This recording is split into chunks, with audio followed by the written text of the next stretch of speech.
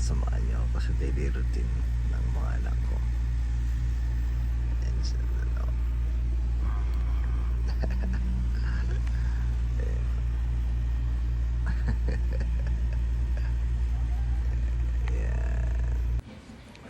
Then you go.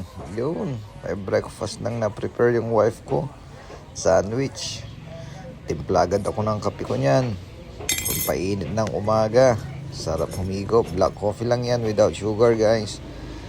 Then, mamaya na rin ako kakain pag uwi. Hatid ko muna yung anak kong babae. After nyan, yun, tamang bihis na yung anak ko. Pahay-hay pa siya. Then yun na nga, palis na rin kami nyan. Sasakyan na siya ng tricycle.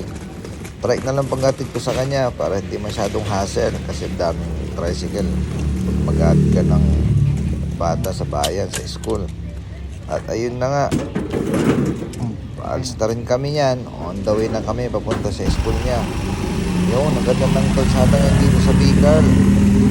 Thank you, Mayor. At ayun na nga, dumating na kami sa kanyang school. Pinabago ang kanyang bag. Madami pa siya. Goodbye, kiss.